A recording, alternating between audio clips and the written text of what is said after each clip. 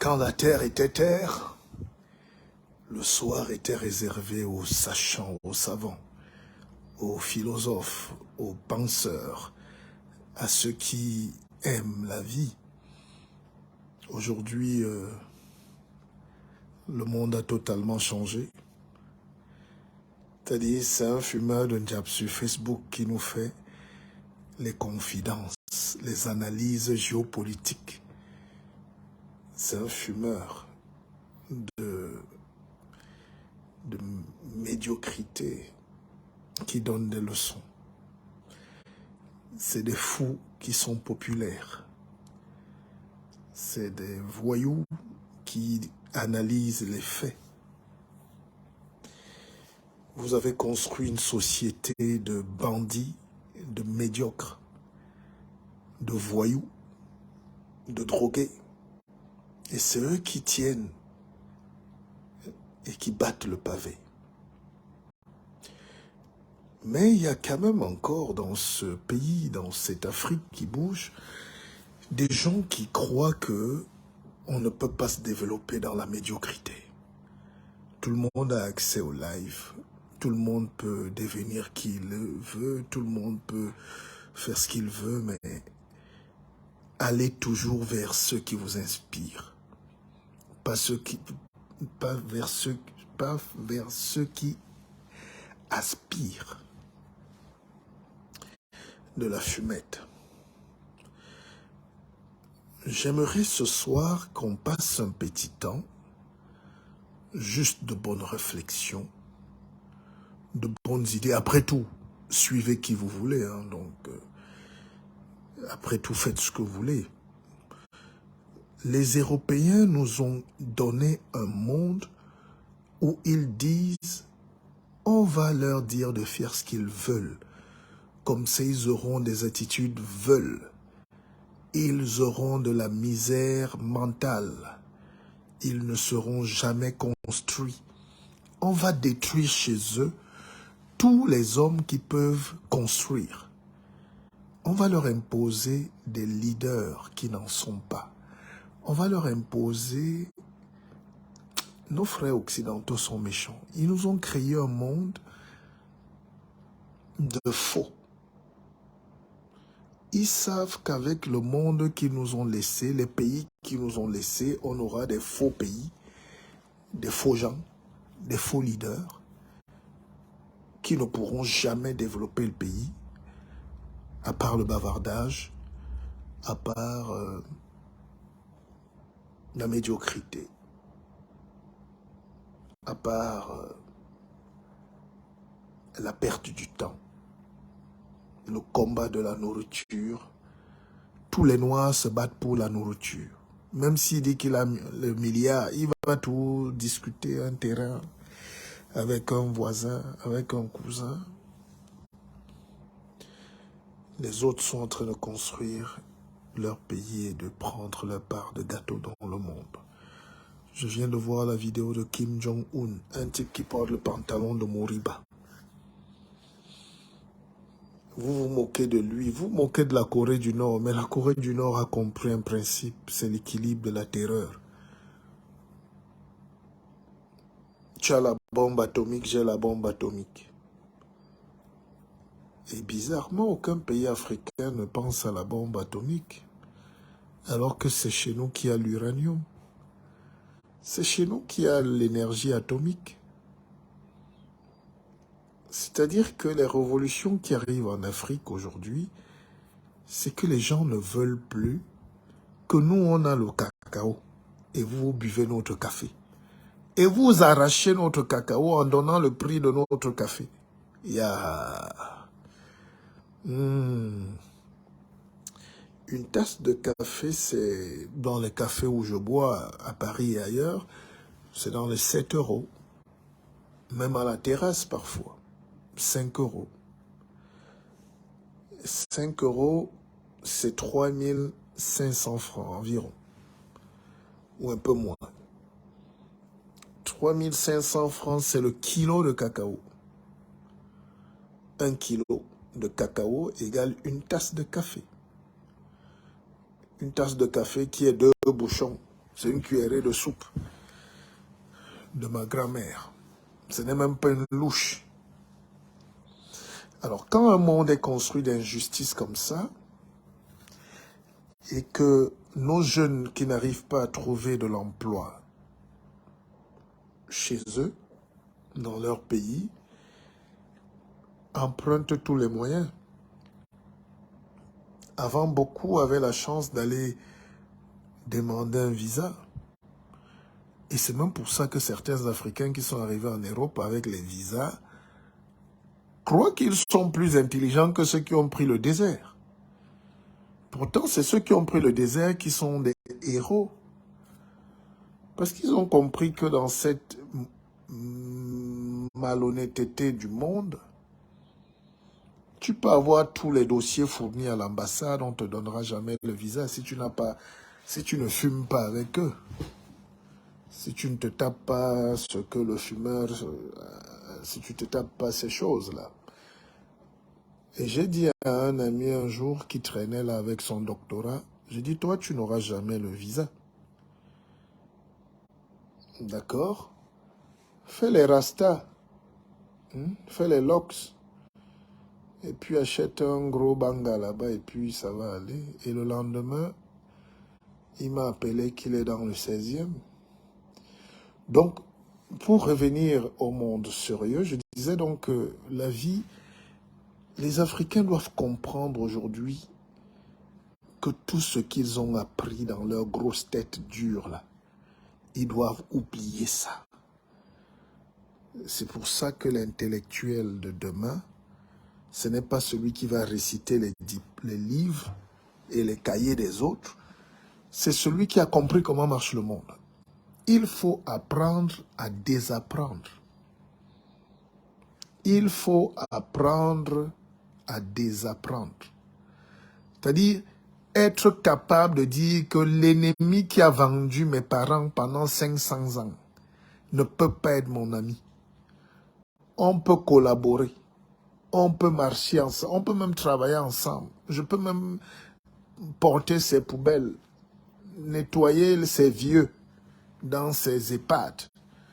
Je peux même nourrir ses enfants de babysitter. Mais on ne sera jamais amis. La première formule de ce soir que je vous ai déjà dite par le passé, même comme vous êtes ingrat, le noir est comme un homme sans cerveau parfois. Tu peux lui donner tous les enseignements, tout le bonheur du monde. Mais il devient ton ennemi.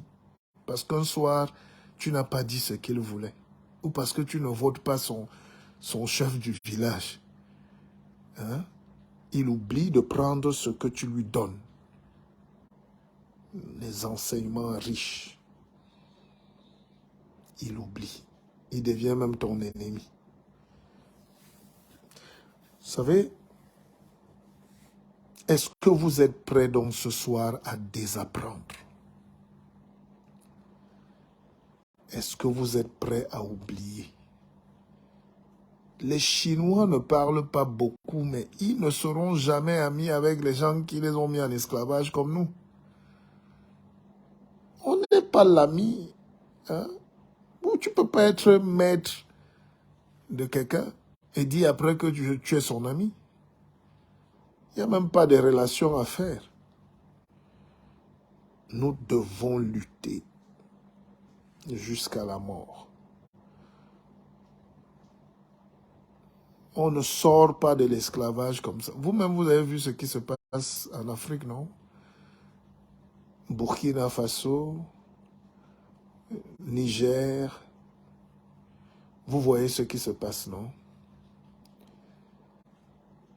Là-bas, il y a un coup d'État, on dit, oh, on va faire la guerre.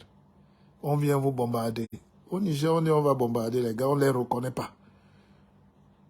Mais à Libreville, on dit, oh bof, on n'a rien vu venir. C'est salutaire, c'est la liberté. Il y a deux sortes de liberté. Il faut donc comprendre qu'il y a des gens qui ont leurs intérêts dans ce monde et on ne touche pas les intérêts. Quand quelqu'un défend ses intérêts, il écrit la loi. Il fait un article de loi. Et s'il est même fort, il fait passer ça au Conseil de sécurité des Nations Unies. Et les Noirs sont là, ils ne comprennent pas. C'est pour ça que j'ai pitié de ceux qui enseignent nos enfants aujourd'hui. Qu'est-ce qu'on peut enseigner à la jeunesse africaine aujourd'hui? Elle comprend. Les jeunes la comprennent tout dans les quartiers. Tout ce que vous faites sur terre, c'est quelqu'un qui veut seulement profiter de toi. Tout ce que vous pouvez faire, quand ça arrange quelqu'un, il dit qu'il n'a pas vu le coup d'État. Mais quand ça dérange ses intérêts, vous allez seulement lutter. Donc les gens du Niger croient qu'ils peuvent enlever la France du Niger en parlant seulement. C'est la guerre. Parce que s'ils partent du Niger, c'est la mort.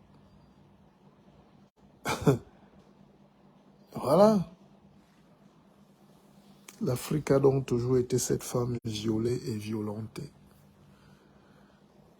Et aujourd'hui, notre rôle n'est pas de défendre ou d'expliquer ou de faire les débats d'intello. Nous devons défendre cette femme violée et violentée. Ça fait 500 ans que l'Afrique est violée. Les gens viennent, ils prennent tout, et ils vous insultent, et ils vous disent même que vous ne valez rien. Et ils vous chassent même, et vous allez faire les ménages chez eux. Et ils vous rejettent quand vous êtes déjà vieux. Ils mettent vos enfants dans les cités HLM, ils vendent la drogue, et on les met en prison. Et on dit qu'ils sont mal élevés, pas cultivés, analphabètes, de père en fils. C'est pour ça que la plupart de nos enfants qui sont en Europe sont des voyous. Un enfant qui part même du village à Boya là-bas, arrive aux États-Unis, devient médecin. Un enfant né aux États-Unis ou à Paris, de parents émigrés, nos enfants là, tout ce qu'il peut faire, c'est passer un BEP commerce. Donc, dès qu'il a trop fait, c'est qu'il a eu le bac. En pleurant. Hein. Vous comprenez donc qu'on vit dans un monde où ça va être grave.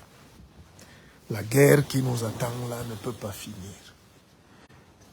C'est pour ça que mon ami et frère Henri Dikongue chantait Konini longemo obente moni mamamba no titi tolamboi.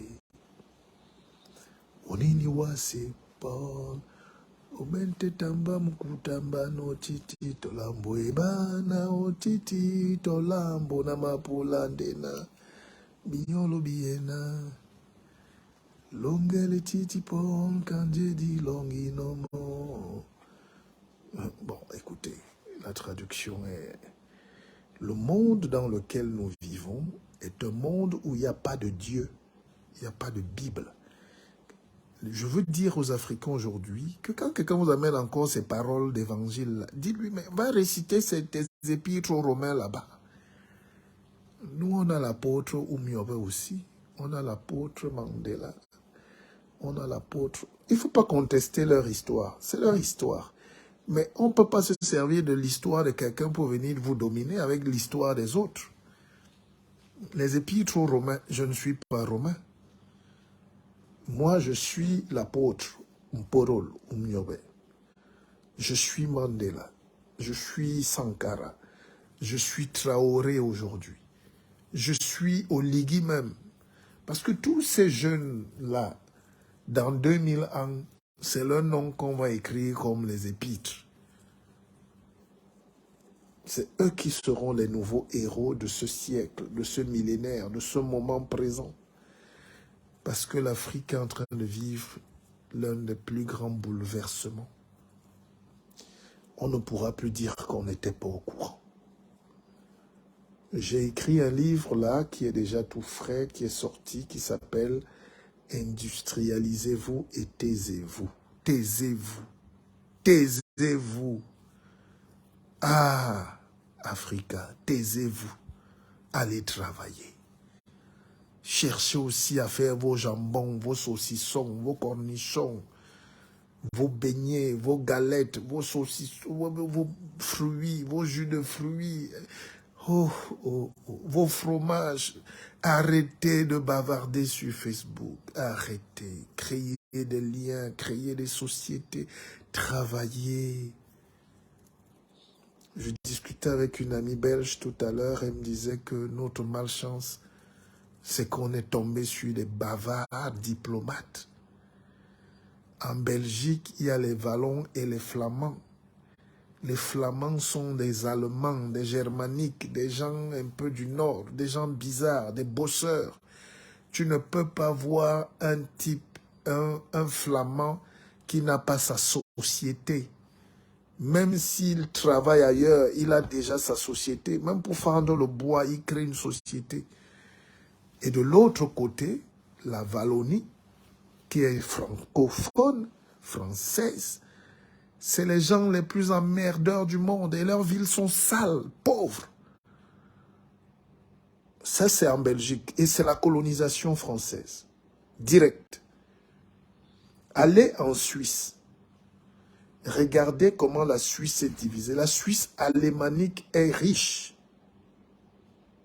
La Suisse où il y a les Allemands, ils sont des travailleurs, tout est riche. Berne, tout ça, Zurich.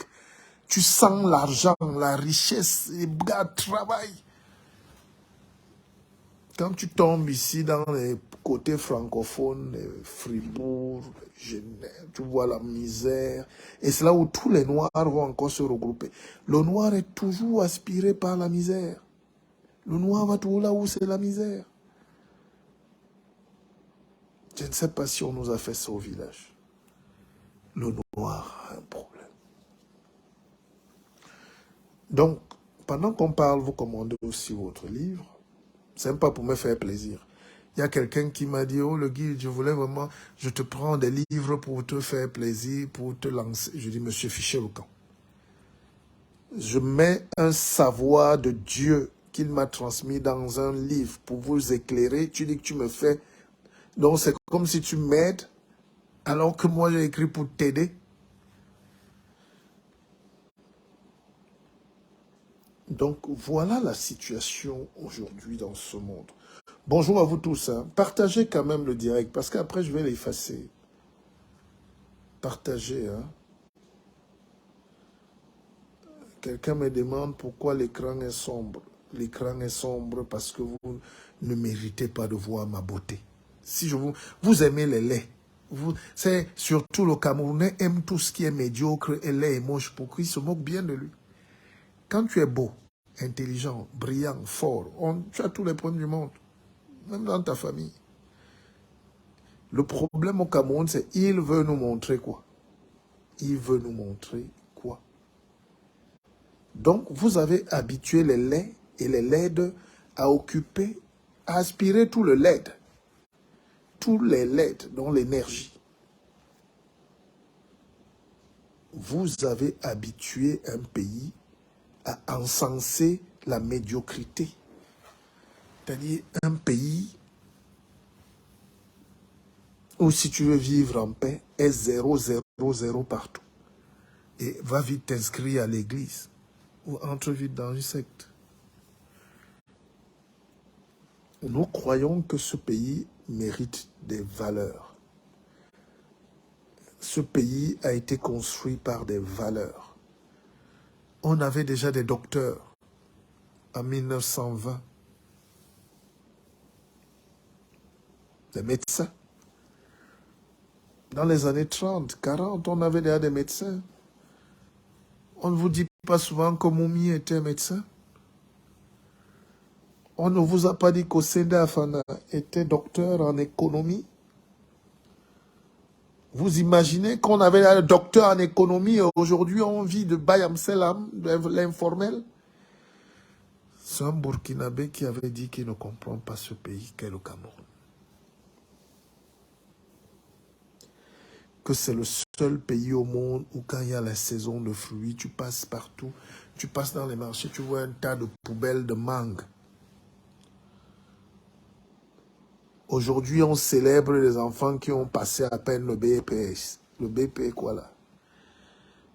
on avait déjà des agrégés. Le docteur Delangue, c'était un de mes grands-parents. C'est le frère de mon grand-père. Renseignez-vous qui était le docteur Delangue, premier médecin du Cameroun. On a eu, et je suis convaincu aujourd'hui, les gens nous prennent pour des gens peut-être perdus, mais je suis un roi. Et le rôle du roi, c'est de donner du savoir, d'éclairer, de donner, de partager. J'allais vous faire vivre une vidéo que j'ai enregistrée. J'étais dans un petit village à Bodmakaki il y a quelques jours.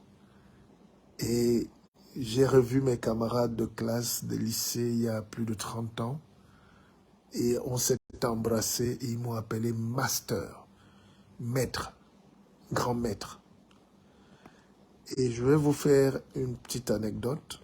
On m'a toujours appelé maître. Ils m'appelaient maître, pas parce qu'ils savaient que j'étais maître, mais c'est eux-mêmes qui ont décidé de m'appeler maître. Mais depuis l'enfance, on m'appelle grand maître. Donc Mouleti, le guide.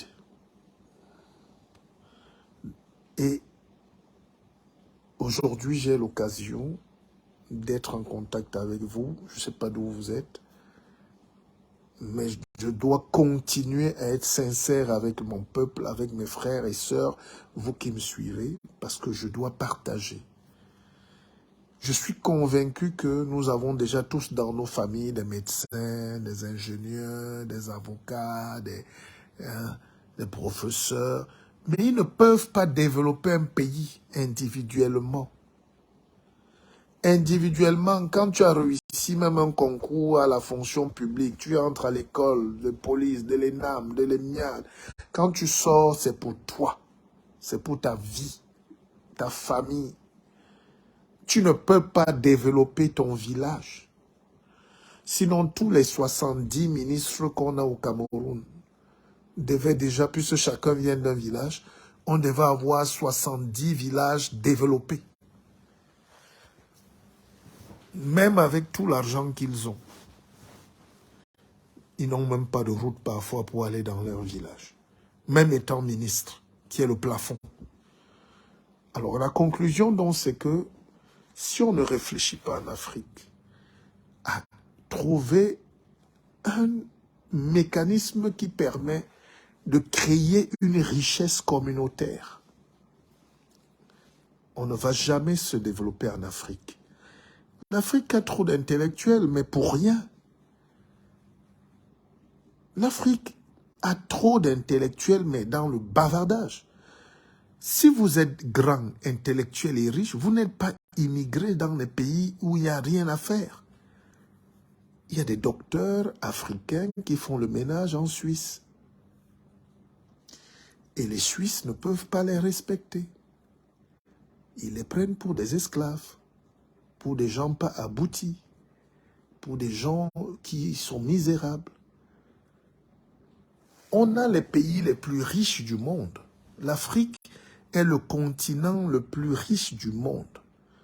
Aucun Africain ne devrait même se retrouver à l'extérieur. Peut-être pour aller apprendre, peut-être pour des échanges, peut-être pour la bonne vie, les vacances. Mais c'est la diaspora indienne qui est rentrée construire l'Inde, bon Dieu. L'Inde accueille d'ailleurs le sommet du G20. Ils ont leurs pauvres, parce qu'ils sont 1,4 milliard. C'est la nature humaine qui veut que même en Inde, qu'il y ait des pauvres. Aux États-Unis, le pays le plus développé du monde, il y a des pauvres. Plus vous êtes même développé, plus il y a un écart avec une partie de la population. Donc, l'histoire de l'humanité est faite des pauvres et des riches. Le fait de fuir la misère en Afrique, pour soi-disant aller se cacher en Europe ou au Canada, ne va faire de vous qu'un autre pauvre du Canada ou de France. Vous allez déplacer la misère. Et vous déplacez avec votre misère, mais vous n'allez jamais accéder à la sainte liberté. Même si vous êtes médecin en France, vous n'avez pas le même statut qu'un médecin français. Vous n'aurez même pas la même structure nucléaire ou nucléique. C'est les réalités. Donc les Africains fuient l'Afrique, soi-disant ils sont pauvres, pour aller devenir encore les pauvres, juste parce qu'ils mangent plus, ou ils achètent plus dans les magasins de misère, Carrefour, Casino. Quand on est riche, il y a des magasins pour riches. Alors, je ne critique pas, je ne condamne pas, on analyse une situation globale. Alors, si tu fuis ta misère pour aller vivre encore la misère là-bas, juste parce que tu remplis déjà 2 caddies, ça veut dire que tu as perdu ta vie.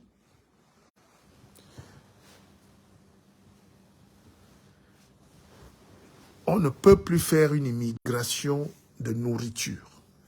Ça veut dire qu'on est dans les besoins élémentaires primaires. Comment réfléchir pour que l'Afrique s'industrialise, exploite le sous-sol, le sol, l'air, l'eau, le vent?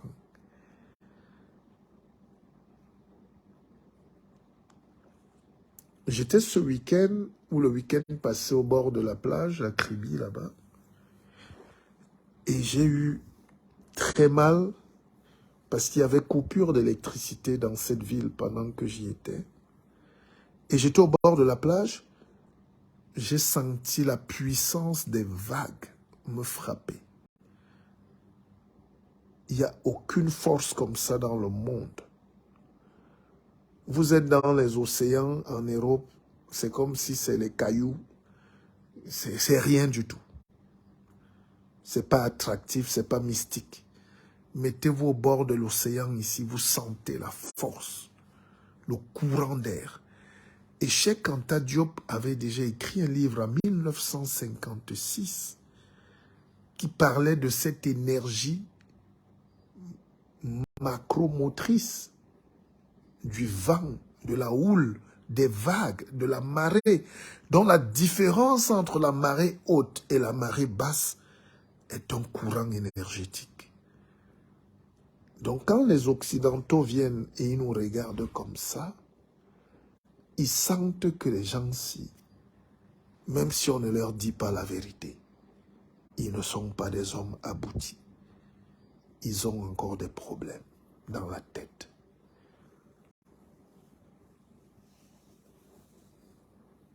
Ça fait mal. Et moi, j'ai très mal. Beaucoup me demandent, mais le guide, MPP, pourquoi tu fais plus de live? Pourquoi tu fais plus de direct?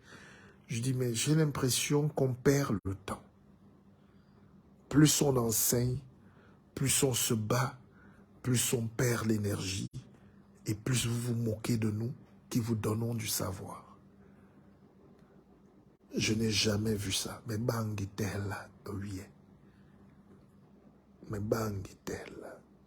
Mais l'engelen. C'est ceux qui se battent encore pour vous donner de l'instruction. Et depuis donc que je me suis mis en retrait, citez-moi combien de gens sur Facebook viennent, je n'ai pas dit pour venir crier de politique,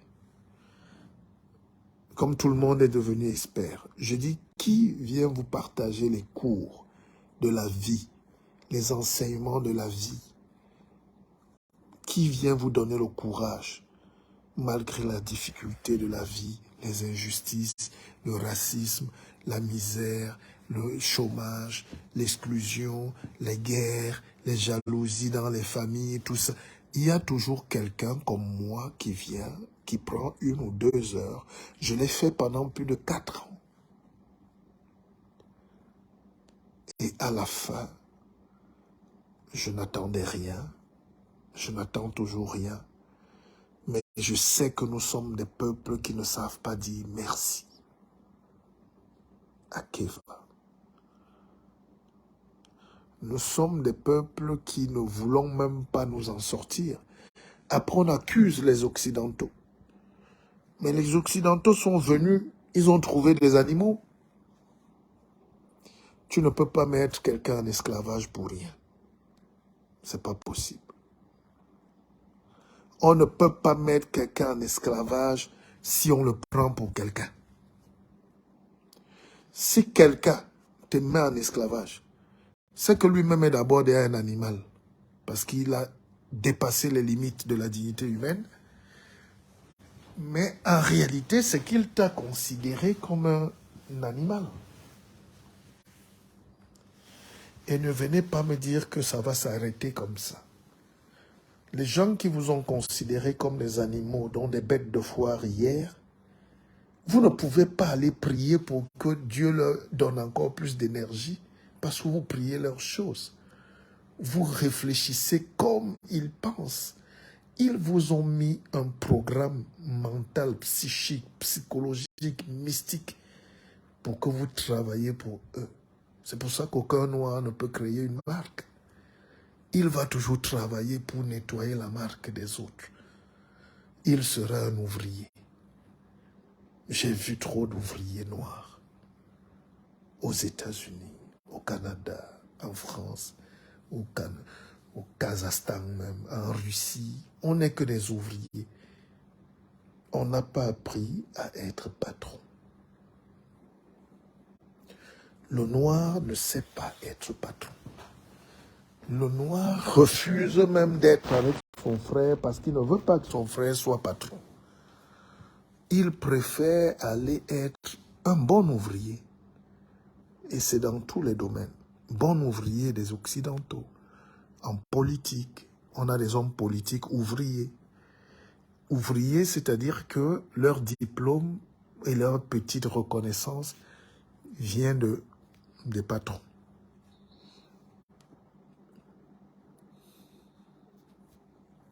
Leur petit boulot, c'est la sous-traitance des patrons. Quand un noir a, entre guillemets, réussi, ce qui n'existe même pas, et je l'ai écrit dans un livre que j'ai publié il y a plus de 10 ans, qui s'appelle « Chronique pour l'émergence d'une Afrique rayonnante », le noir est toujours à 2 chèques de la pauvreté. 2 chèques, notez ça quelque part. C'est-à-dire, s'il n'est pas payé le mois-ci, l'autre mois, il rentre au village. S'il n'est pas payé ce mois, l'autre mois, il n'est pas payé. Le 3e mois, là, il ferme sa boutique. Nous sommes donc dans un monde où les fortunes ont été construites avec la sueur et le sang de nos parents depuis 1000 ans. Et ceux qui ont emmagasiné les fortunes d'il y a 1000 ans ne peuvent pas permettre de les perdre. Et vous, vous êtes dans ce monde-là, vous courez dans le sac. Vous êtes dans un monde où les gens ont imaginé vous écraser depuis 2000 ans. Et ils ont utilisé tous les moyens nécessaires. Ils utilisent... Le diable a trop de techniques d'esclavagisation. Il peut venir avec un livre. Il te dit que si tu ne lis pas le livre, là, tu n'es rien. Mais Dieu est fâché contre toi. Dieu t'a maudit. Et toute ta vie, tu te mets à chercher à ce que Dieu ne te maudisse plus. Mais qui a dit à l'autre de venir te dire que Dieu a dit? Si Dieu existe, est-ce qu'il doit parler à certains et ne pas vous parler? Est-ce que Dieu a envoyé quelqu'un sur terre te mettre la main sur la tête? On est des humains, comme les autres. Et c'est cette bataille qui continue aujourd'hui. Partagez ce direct. Vraiment, ceux qui sont en train de danser ou regarder la Coupe du Monde de rugby, allez-y. Mais laissez-nous parler. Laissez-nous. Je sais que Zuckerberg va effacer ça avec sa tête pointue comme l'œuf. Il va effacer ce direct parce que les Noirs ne doivent pas réfléchir.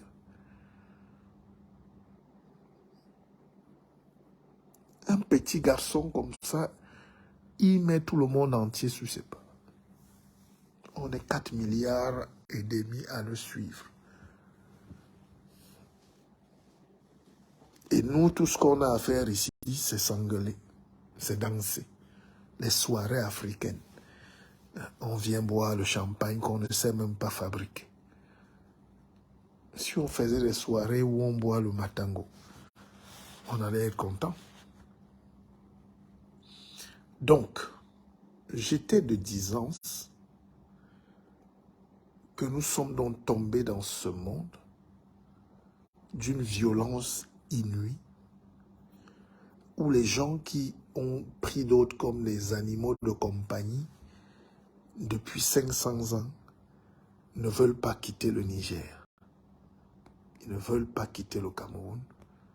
Ils ne veulent pas quitter le Gabon. Ils ne veulent pas quitter la Côte d'Ivoire. Ils ne veulent pas quitter le Sénégal. Ils ne veulent pas quitter la Centrafrique. Ils ne veulent pas quitter le Congo. Ils discutent même jusqu'à l'Afrique du Sud. L'Afrique du Sud est encore occupée. Alors, la réflexion que je fais souvent, c'est que pourquoi eux, ils viennent au monde pour dominer et commander? Et pourquoi nous, on vient au monde pour être dominé et pour être commandé? C'est quoi cet esprit-là? C'est quoi cet esprit, cette force-là que des gens s'octroient pour dire que c'est eux qui commandent le monde et les autres doivent suivre? Je parle, vous commandez les livres en même temps, hein? Vous réservez. Alors, c'est quoi dans ce monde? Je suis dans ma forêt à Dehane. Je suis en train d'ouvrir le centre de bien-être. Bientôt, vous viendrez vous reposer là-bas. Sans téléphone, le soir, on va causer. Je vais vous expliquer la spiritualité, la mystique du monde. On va mâcher quelques écorces. Bientôt. D'accord? En pleine forêt. Tout le monde. Alors, donc, quel est ce monde où vous regardez des gens qui ne peuvent même pas avoir les dents dans la bouche, comme disait Bikoko Aladin.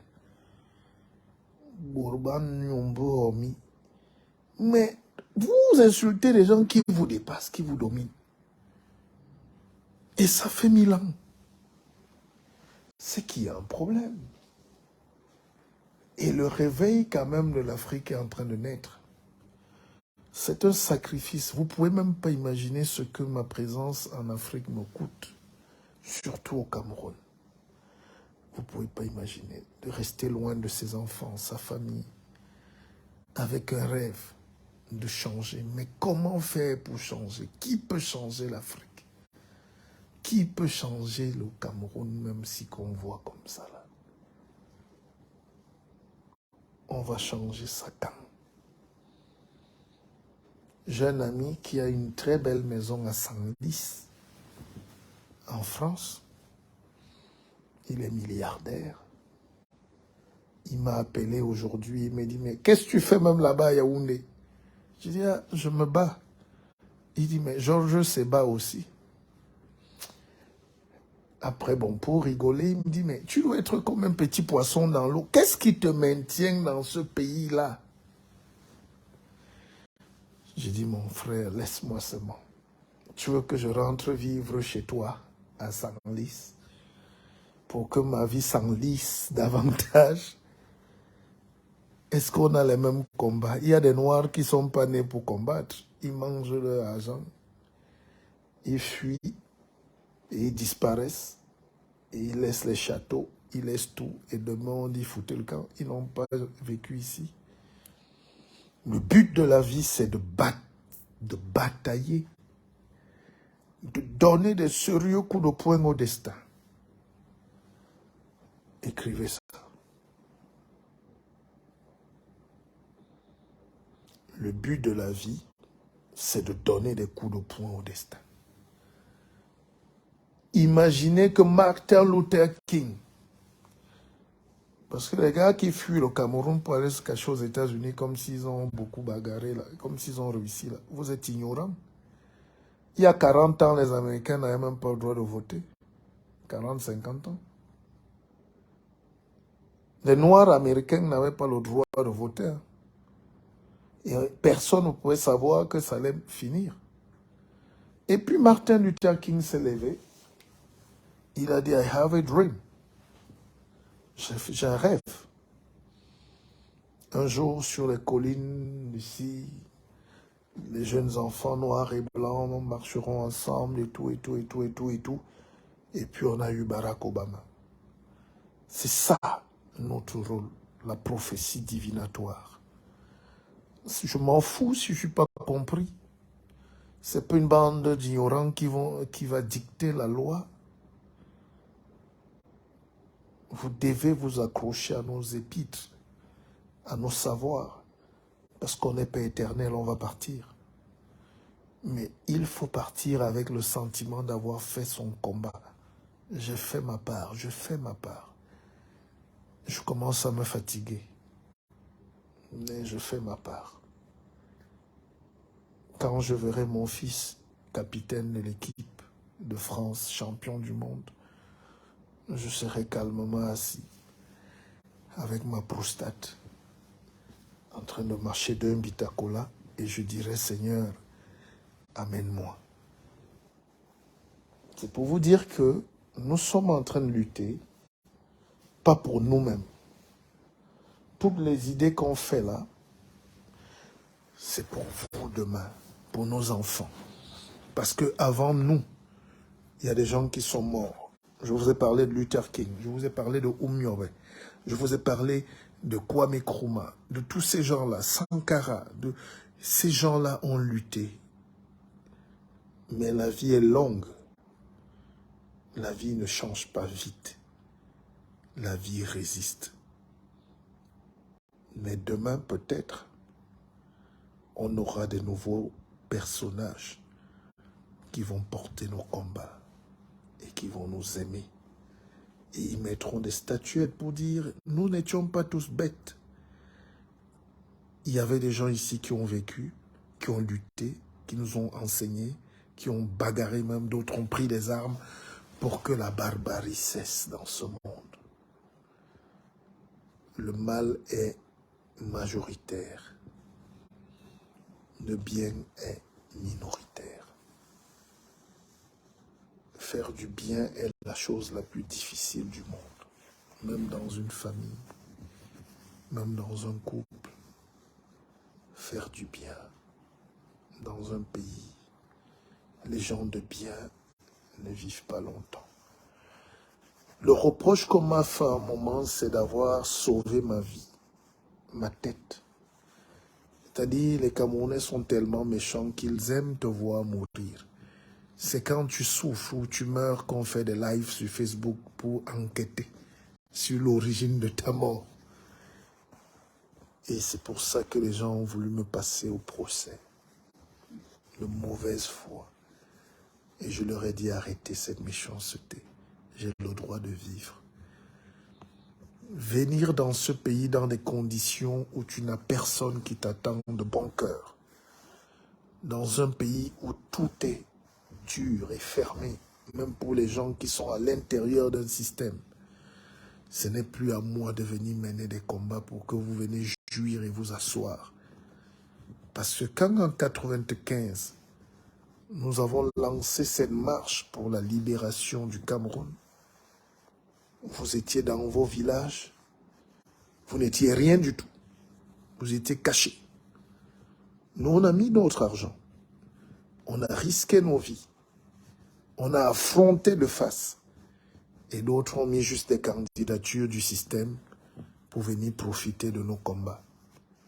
Et aujourd'hui, ils veulent jouer les héros à notre place. Et quand on revient par la grâce de Dieu et la puissance, on dit on va affronter ce système différemment, parce que nous sommes en Afrique et on combat les systèmes. On ne combat pas les personnes. On a un système colonial qui est planqué partout. Les Occidentaux ont implanté dans nos pays des systèmes coloniaux de prédation de la richesse. Ces systèmes englobent l'argent, le CFA, qu'il faut casser. Ces systèmes englobent les visas que le consul vend. Il y a un consul d'un pays qui s'est suicidé à Douala ces jours-ci, vous êtes au courant. Il vendait les visas, les chantages, les multinationales qui appauvrissent nos pays, qui ne peuvent pas développer nos pays. Ces gens qui viennent prendre notre richesse, creuser le sol, acheter nos forêts, détruire, pomper comme Bolloré. C'est eux qui y a encore au Cameroun, au Gabon, au Congo, en Côte d'Ivoire, partout. C'est ça qu'on appelle un système de prédation. Et il faut le casser, ce système. Tant qu'on n'a pas cassé ça, vous allez mettre Paul ou Pierre, Paul, Jack. Vous aurez toujours la même misère. Et comment on casse un système? C'est en amenant de l'énergie mystique. C'est en sortant d'abord de leur église. Mais la spiritualité, c'est quelque chose, hein, les enfants. Le noir est souvent étonnant. Il va dire à Jésus-Christ, sauve-nous de la misère. Mais qui a amené cette misère? C'est les petits-fils de Jésus-Christ. Bref, passons. Vous n'avez pas compris. C'est-à-dire que le système qu'on dénonce est le système colonial capitaliste. Alors, tu ne peux pas vouloir que la France parte et tu vas quand même à l'église romaine, ce qui est la grande sœur de la France ou de l'Angleterre. Est-ce que vous me comprenez même? Eh, alors, attends. Dis donc, à demain, je commence à me fatiguer. D'ailleurs, est-ce que j'aime manger? Pas que j'ai pas à manger, mais est-ce que j'ai mangé? Je suis fatigué. Et alors, c'est-à-dire, c'est un gars Ewondo qui arrive à Paris, et les gars Ewondo aiment toujours garder leur accent. Ils croyaient qu'il est au village. C'était un gars savant, hein? Il a fait de bonnes études. Il était à la Sorbonne, mais quand il discutait avec les autres blancs, il oubliait qu'il n'est pas dans son village. Il disait en français, c'est-à-dire, les blancs écoutaient comme... Le type, s'il veut nous dire même quoi, il dit, c'est-à-dire que... Hein, alors, donc, j'étais de disance. Que quand vous êtes cohérent, soyez cohérent. Vous ne pouvez pas adorer l'église catholique comme ça, après vous voulez être indépendant. Mais soyons cohérents, chers Africains. L'église catholique, romaine ou grecque ou tout ce que vous voulez, c'est la descendance directe de l'esclavage. C'est le pape Pie X qui a créé l'esclavage. Vous n'avez rien dans les têtes. On vous voit là, vous bavardez sur Facebook, vous ne connaissez rien. Vous êtes inculte. Et les Européens profitent de votre idiotie pour vous écraser. Les Africains se cachent dans le système qui est en train de les tuer. C'est comme si les agresseurs sont dans un quartier et vous entrez chez eux. Les agresseurs sont quelque part et vous entrez là-bas, vous dites protégez-nous des agresseurs. C'est les marches de Paris. Quand vous marchez à Paris, vous criez là, vous pleurez là, vous demandez à la France, justice pour l'Afrique. Aidez-nous, justice pour l'Afrique, on veut libérer. Mais vous êtes dans le truc et vraiment, adieu. C'est vous pleurez dans la maison du bandit. Que le bandit doit aller vous libérer. Que le bandit doit remettre votre télé. Le gars, il a ta télé dans la maison et tu... Mais, oh, vraiment, c'est incroyable. C'est pour ça que tous les pays qui ont... Et ça sera un prochain live. Tous les pays qui ont développé leur spiritualité se sont développés. L'Inde, qui pouvait imaginer il y a 40 ans que l'Inde allait accueillir le sommet du G20? Les Indiens sont les Noirs. Il ne faut pas voir leur peau là. Parce qu'ils font le maquillage là. C'est les Africains, les Indiens. Mais l'Inde a travaillé. Ils ont travaillé. Ils sont numéro 1 des informatiques, de tout ce que vous voulez là. Ils contrôlent le monde.